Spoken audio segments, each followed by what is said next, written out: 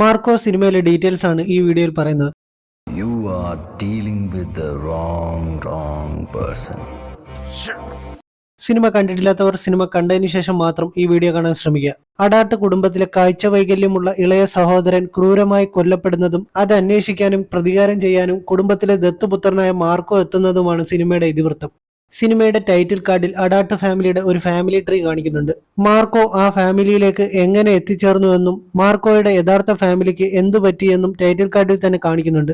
ആദ്യം ആ family tree കാണിക്കുമ്പോൾ മാർക്കോയുടെ കോളം മാത്രം നെയിം എഴുതി കാണിക്കാതെ ഇരിക്കുന്നതായിട്ടും പിന്നീട് മാർക്കോ ആ ഫാമിലിയിലേക്ക് വരുന്നത് എങ്ങനെയാണ് എന്നുള്ള സ്റ്റോറി ടൈറ്റിൽ കാർഡിൽ കാണിച്ചതിനു ശേഷമാണ് മാർക്കോ എന്ന പേര് എഴുതി കാണിക്കുന്നത്. സിനിമയിൽ വിക്ടർ എന്ന മാർക്കോയുടെ സഹോദരനെ റസൽ ആസിഡിൽ മുക്കി കൊല്ലുന്നുണ്ട്. വസീം എന്ന കൂട്ടുകാരന്റെ മരണാനന്തര ചടങ്ങുകൾക്കായി ആ വീട്ടിലെത്തിയ വിക്ടർ റസൽ വരുമ്പോൾ പെട്ടെന്ന് എണീക്കുന്നതായും കൂട്ടുകാരനെ കൊന്ന ആൾ വന്നിട്ടുണ്ട് എന്ന് തിരിച്ചറിയുകയും ചെയ്യുന്നുണ്ട്. വിക്ടർ ഒരു പെർഫ്യൂമർ ആയിരുന്നു, അതുകൊണ്ടാണ് റസൽ വന്നപ്പോൾ പെട്ടെന്ന് പെർഫ്യൂമിന്റെ സ്മെല്ലിലൂടെ തിരിച്ചറിയുന്നത്. അതിനുശേഷം റസലും മറ്റു വില്ലന്മാരും ചേർന്ന് വിക്ടറിനെ ആ മരണ വീട്ടിൽ നിന്നാണ് തട്ടിക്കൊണ്ടുപോകുന്നത്. ആ സമയം വിക്ടർ ഉപയോഗിച്ചിരുന്ന വാക്കിംഗ് സ്റ്റിക്ക് അവിടെ വീണ് കിടക്കുന്നതായി കാണിക്കുന്നുണ്ട്. വിക്ടറിന് എന്തു പറ്റി എന്ന് അന്വേഷിച്ച് പിന്നീട് മാർക്കോ ആ വീട്ടിൽ വരുമ്പോൾ വിക്ടറിന്റെ വാക്കിംഗ് സ്റ്റിക്ക് അവിടെ ഇരിക്കുന്നതായി കാണാം. സിനിമയിൽ മാർക്കോയുടെ ഇൻട്രോ സീനിൽ മാർക്കോ പറയുന്നുണ്ട് ഒരു ഡോഗ് ലവർ ആണെന്ന്. I'm a dog lover. I have a husky. His name is Rocky. Unni Mukundan യഥാർത്ഥത്തിൽ ഒരു ഹസ്കി ഡോഗ് ഉണ്ട്. സിനിമയുടെ അവസാനമാകുമ്പോഴാണ് കൊടൂര വില്ലനായ സൈറസിന്റെ എൻട്രി. എന്നാൽ സിനിമയുടെ തുടക്കത്തിൽ തന്നെ സൈറസിനെ പറ്റി ജഗദീഷിന്റെ കഥാപാത്രമായ ടോണി റസലിനോട് പറയുന്നുണ്ട്, നിന്റെ ബ്രദർ സൈറസിനെ പോലെ ഒരിക്കലും ആവരുത്, കൈയൂക്ക് കൊണ്ടല്ല കാര്യങ്ങൾ നേടേണ്ടത് എന്നൊക്കെ. സൈറസ് എന്ന കഥാപാത്രം വളരെ ബ്രൂട്ടൽ ആയിട്ടുള്ള ഒരു വില്ലനാണ്. അതുപോലെ വളരെ ശക്തിയുള്ള ഒരാളായിട്ടാണ് സൈറസിനെ കാണിച്ചിരിക്കുന്നത്. എന്നാൽ ബുദ്ധിയുടെ കാര്യത്തിൽ സൈറസ് അത്ര സ്മാർട്ട് അല്ല എന്ന് ടോണി ആദ്യം റസലിനോട് പറയുന്ന ഡയലോഗിലൂടെ മാത്രമല്ല സിനിമയുടെ അവസാനമാവുമ്പോൾ അതിനൊരു ഉദാഹരണവുമുണ്ട്. സൈറസ് ടോണിയെ പോലെ വളരെ ബുദ്ധിയുള്ള ഒരു വില്ലനായിരുന്നുവെങ്കിൽ വീട്ടിൽ വന്ന് മാർക്കോയുടെ കുടുംബത്തിലുള്ള എല്ലാവരെയും കൊന്ന ശേഷം മാർക്കോയെ മാത്രം വെറുതെ വിടില്ലായിരുന്നു. ടോണിയായിരുന്നു ആ സ്ഥാനത്തെങ്കിൽ ആ വീട്ടിലെത്തിയ ശേഷം ആദ്യം കൊല്ലാൻ ശ്രമിക്കുക മാർക്കോയെയായിരുന്നു. ഫിസിക്കൽ സ്ട്രെങ്തിന്റെ കാര്യത്തിൽ മാർക്കോയേക്കാൾ ഒരുപാട് ശക്തിയുള്ള ഒരാളായിട്ടാണ് സൈറസിനെ കാണിച്ചിരിക്കുന്നത്. മാർക്കോയെ കത്തി കൊണ്ട് കുത്താൻ സൈറസ് ശ്രമിക്കുമ്പോൾ മാർക്കോ അത് തടയുന്നുണ്ട്. എന്നാൽ തന്റെ ശക്തി ഉപയോഗിച്ച് മാർക്കോ അത് തടഞ്ഞിട്ടും സൈറസ് അതിനേക്കാൾ ശക്തി ഉപയോഗിച്ച് കത്തി കുത്തി ഇറക്കുന്നുണ്ട്. നായകനേക്കാൾ ശക്തനായ ഒരു വില്ലനാണ് സൈറസ്. ക്ലൈമാക്സിൽ അതിനുശേഷം പ്രതികാരം ചെയ്യാൻ മാർക്കോ ചെല്ലുമ്പോൾ തന്റെ സ്പീഡ് ഉപയോഗിച്ചാണ് മാർക്കോ സൈറസിന്റെ ദേഹത്ത് കത്തികൊണ്ട് കുത്തുന്നത്. സൈറസിന്റെയും മാർക്കോയുടെയും ചൈൽഡ്ഹുഡ് ബാക്ക്ഗ്രൗണ്ടും ഏകദേശം ഒരുപോലെയാണ് കാണിച്ചിരിക്കുന്നത്. രണ്ടുപേരും അവരവരുടെ കുടുംബത്തിലേക്ക് വന്നു ചേർന്നവരാണ്. അഡാട്ട് ഫാമിലിയും ടോണിയുടെ ഫാമിലിയും വർഷങ്ങളായിട്ട് ഗോൾഡിന്റെ ബിസിനസ് ചെയ്യുന്നവരാണ്. അതുകൊണ്ട് തന്നെ മാർക്കോയ്ക്ക് നേരത്തെ തന്നെ ഒരുപക്ഷെ സൈറസിനെ അറിയാമായിരുന്നിരിക്കാം. കാരണം സൈറസിനെ വീട്ടിൽ വെച്ച് കാണുമ്പോൾ മാർക്കോ ഞെട്ടുന്നുണ്ട്. സിനിമയുടെ തുടക്കത്തിലെ ഫാമിലി ട്രീ നോക്കുകയാണെങ്കിൽ ലോർഡ് മാർക്കോ എന്ന പേരാണ് ഏറ്റവും മുകളിൽ കാണിക്കുന്നത്. അയാളുടെ പേര് കാണിച്ച ശേഷം ഗോൾഡ് ബാർസ് കാണിക്കുന്നുണ്ട്. അതിന്റെ അർത്ഥം ആ ഫാമിലിയിൽ ഗോൾഡ് ബിസിനസ് തുടങ്ങിയത് ലോർഡ് മാർക്കോ ആണെന്നാണ്. ഈ ലോർഡ് മാർക്കോയ്ക്ക് ഒരു മകനാണുള്ളത്, പീറ്റർ ഡി മാർക്കോ. അയാളുടെ അച്ഛനായ ലോർഡ് മാർക്കോയുടെ ബിസിനസ് മുമ്പോട്ട് കൊണ്ടുപോയി. പീറ്റർ ഡി മാർക്കോയ്ക്ക് 3 മക്കളാണുള്ളത്. മൂത്ത മകൻ ജോർജ്, പിന്നെ ആൻസി മാത്യു, ഇളയ മകൻ Victor De Peter. Peter De മാർക്കോയുടെ സഹായിയായി ആ കുടുംബത്തിൽ വന്ന ആളാണ് സൈമൺ. പീറ്റർ അയാളെ സഹോദരനെ പോലെയാണ് കണ്ടിരുന്നത്. ഒരു ദിവസം ഒരു ഇമ്പോർട്ടന്റ് ഗോൾഡ് ഡീൽ നടത്താൻ സൈമൺ കാറിൽ പോകുമ്പോൾ ഭാര്യയും മകനായ മാർക്കോയും ഒപ്പമുണ്ടായിരുന്നു. എന്നാൽ വഴിയിൽ വെച്ച് ഒരാൾ ആക്രമിക്കുകയും സൈമണിനെ കൊല്ലുകയും ചെയ്യുന്നു. സൈമണെ കൊല്ലാൻ വരുന്ന ആളെ കാണിക്കുമ്പോൾ ഡയറക്ടർ ഒരു സ്നേക്കിനോടാണ് അയാളെ ഉപമിച്ചിരിക്കുന്നത്. ആ ഫാമിലിയിൽ ചതിയിലൂടെ നടന്ന ഒരു കൊലപാതകമാണ് എന്ന് കാണിക്കാനാണ് ഇങ്ങനെ പാമ്പിനെ കാണിച്ചിരിക്കുന്നത്. അതുകൊണ്ടാണ് പിന്നീട് വിക്ടർ കൊല്ലപ്പെട്ട ശേഷമുള്ള മീറ്റിംഗിൽ ജോർജ് പറയുന്നത് ഈ ബിസിനസ് കുടുംബത്തിൽ നടക്കുന്ന രണ്ടാമത്തെ സംഭവമാണ് ഇതെന്ന്. ടൈറ്റിൽ ഗ്രാഫിക്സിൽ പിന്നീട് സൈമണെ കൊന്ന സ്ഥലത്തേക്ക് പീറ്റർ ഡി മാർക്കോ വരുമ്പോൾ ഒരു പാമ്പ് ചത്ത് കിടക്കുന്നതും അതിന്റെ വാ കടിച്ചു പറിച്ചേക്കുന്നതുമായിട്ടാണ് കാണിച്ചിരിക്കുന്നത്. അതിനെ ഒരു പട്ടിയാണ് കടിച്ചിരിക്കുന്നതെന്നും ഗ്രാഫിക്സിൽ കാണിക്കുന്നുണ്ട്.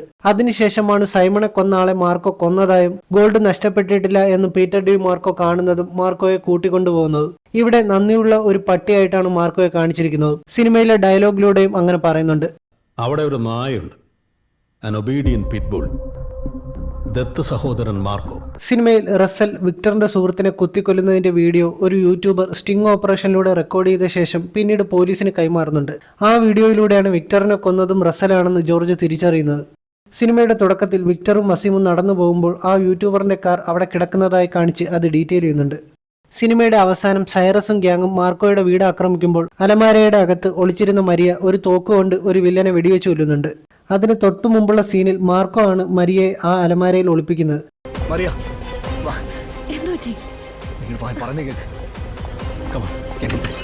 എന്നാൽ തോക്കൊന്നും മരിയയുടെ കയ്യിൽ കൊടുത്തിട്ടില്ലായിരുന്നു. പിന്നെ എങ്ങനെ അലമാരയിലിരുന്ന മരിയയ്ക്ക് ആ തോക്ക് കിട്ടി എന്ന് നോക്കുകയാണെങ്കിൽ അത് ഡീറ്റെയിൽ ചെയ്യാനായി അതിനു മുമ്പുള്ള ഒരു പാട്ട് സീനിൽ മരിയയ്ക്ക് മാർക്കോയുടെ മുറിയിലെ മേശയിൽ നിന്ന് തോക്ക് കിട്ടുന്നതായും അത് അലമാരയിൽ വെക്കുന്നതായും കാണിക്കുന്നുണ്ട്. ഈ സീനിൽ ഭിത്തിയിൽ ഒരു ലോഗോ വെച്ചിരിക്കുന്നതായി കാണാം. അതിൽ കബ്രാൾ ഹെദർ 616 എന്ന് എഴുതിയിട്ടുണ്ട്. ഹെദർ 616 ഒരു സൂപ്പർ ഹീറോ കോമിക്കിന്റെ റെഫറൻസ് ആണ്. എക്സ്മെൻ വോളിയം 1 139 ഹെദർ മക്നെയിൽ എന്നൊരു ക്യാരക്ടർ ഉണ്ട്. എർത്ത് 616 എന്ന യൂണിവേഴ്സിലുള്ളതാണ് ഈ ക്യാരക്ടർ. ഈ സിനിമയുടെ ബാക്ക്ഗ്രൗണ്ട് സ്കോറിന്റെ നെയിമും കബ്രാൾ 616 എന്നാണ് രവി ബർസൂർ കൊടുത്തിരിക്കുന്നത്. അതേപോലെ ഈ സീനിൽ ഡാർക്ക് നൈറ്റിലെ ജോക്കറിന്റെ why so serious let's put a smile on that face എന്ന ഡയലോഗിന്റെ റെഫറൻസും കാണാം. റസൽ ഈ സീനിൽ അൻവറിന്റെ ഒരു കൈ കട്ട് ചെയ്ത് കളയുന്നുണ്ട്. അൻവറിന്റെ ഇടത് കൈയാണ് റസൽ കട്ട് ചെയ്യുന്നത്.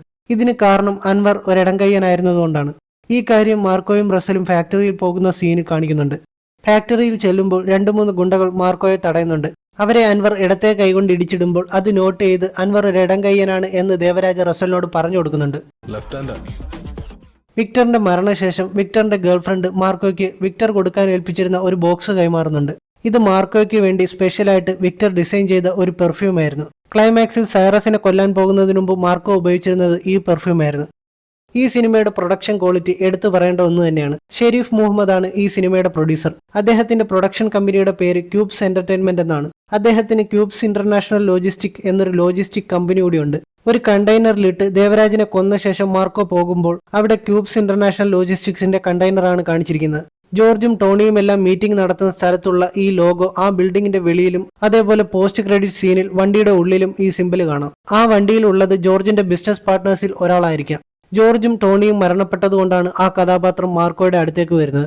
ഇത് ടോണിയുടെ ആരെങ്കിലുമാണോ അതോ ആ സിൻഡിക്കേറ്റിലുള്ള മറ്റേതെങ്കിലും പാർട്ട്ണർ ആയിരിക്കുമോ എന്നുള്ള കാര്യങ്ങളൊക്കെ സെക്കൻഡ് പാർട്ടിൽ അറിയാം. ടോണിയുമായി ബന്ധമുള്ള ഒരാളാവാനാണ് കൂടുതൽ സാധ്യത. കാരണം ടോണിയുടെ കയ്യിലുള്ളതുപോലെയുള്ള ഒരു റിങ് ആ കയ്യിലും കാണാം. സിനിമയുടെ അവസാനം വിക്ടറിന്റെ കുട്ടിയെ കാണിക്കുമ്പോൾ ആ കുട്ടിക്കും കാഴ്ചയ്ക്ക് പ്രോബ്ലം ഉള്ളതുപോലെയാണ് കാണിച്ചിരിക്കുന്നത്. വസീമിന്റെ സഹോദരനായ താരിഖിനെ ജോർജ് കൊല്ലുന്നുണ്ട്. റസലാണ് വസീമിനെയും വിക്ടറിനെയും കൊന്നതെന്ന് ആ വീഡിയോ കണ്ട് ജോർജ് മനസ്സിലാക്കുന്നുണ്ടെങ്കിലും താരിഖിന് ഇതിന് പിന്നിൽ പങ്കുണ്ട് എന്നറിയാവുന്നത് റസലിനും ടോണിക്കും ദേവരാജിനുമാണ്. ടോണിയും ദേവരാജും ഓൾറെഡി കൊല്ലപ്പെട്ടു. പിന്നെ എങ്ങനെയാണ് താരിഖിന് ഇതിന് പിന്നിൽ പങ്കുണ്ട് എന്ന് ജോർജ് മനസ്സിലാക്കുന്നത്? ഇത് കണക്ട് ചെയ്യാനാണ് ഡയറക്ടേഴ്സ് കൃത്യമായി വിക്ടറിന്റെ വാക്കിംഗ് സ്റ്റിക്ക് താരിഖിന്റെ വീട്ടിൽ കാണിക്കുന്നത്. ഈ സിനിമ ഇറങ്ങിയ ശേഷം കുറെ പേര് പറയുന്നുണ്ടായിരുന്നു നായകന്റെ കുടുംബം മൊത്തം ഇല്ലാതാക്കി ഈ സിനിമ ഒരു മെസ്സേജും സമൂഹത്തിന് തരുന്നില്ല എന്നൊക്കെ. ഒരു സിനിമ സമൂഹത്തിന് മെസ്സേജ് കൊടുക്കണം എന്ന് ഒരു നിർബന്ധവും ഇല്ല. എന്നാൽ ഈ സിനിമ കറക്റ്റ് ആയിട്ടുള്ള ഒരു മെസ്സേജ് തരുന്നുണ്ട്. ഈ സിനിമയിലെ നായകൻ ഒരു നന്മമരമല്ല, ഒരു ക്രിമിനൽ കുടുംബത്തിലുള്ള അംഗമാണ് മാർക്കോ. സിദ്ദീഖിന്റെ കഥാപാത്രമായ ജോർജ് തന്നെ മാർക്കോയോട് പറയുന്നുണ്ട് തന്നെ ഫോളോ ചെയ്യരുതെന്ന്. ഒരുപാട് ക്രിമിനൽ കേസിൽ പ്രതിയായിട്ടുള്ള ആളാണ് മാർക്കോ. താൻ കാരണം തന്റെ കുടുംബത്തിലെ എല്ലാവരുടെയും ജീവൻ നഷ്ടപ്പെടുകയും ഒരു കുഞ്ഞിനെ രക്ഷിക്കാൻ മാത്രം വിധിക്കപ്പെട്ടവൻ. ഇതുപോലെയുള്ള ബിസിനസ് ചെയ്താൽ സ്വന്തം പ്രിയപ്പെട്ടവരെയും അവരുടെ കുടുംബങ്ങളെയും അവരുടെ ജീവനെയും ബാധിക്കും എന്നൊരു മെസ്സേജ് സിനിമയിൽ കൃത്യമായി തരുന്നുണ്ട്. പണ്ട് മുതൽ നായകന്മാർ സ്വർണ്ണക്കടത്തും പല ഇല്ലീഗൽ ബിസിനസ്സുകളും നടത്തി നന്മമരങ്ങളായി അഭിനയിച്ച പല സിനിമകളും നമ്മൾ കണ്ടിട്ടുണ്ട്. ശരിക്കും അതൊക്കെയായിരുന്നു സമൂഹത്തിന് തെറ്റായ സന്ദേശങ്ങൾ നൽകിയിരുന്ന സിനിമകൾ. ഇത്രയൊക്കെ തന്നെയാണ് ഈ വീഡിയോയിലുള്ളത്. വീഡിയോ ഇഷ്ടപ്പെട്ടാൽ show some love in the form of likes and comments.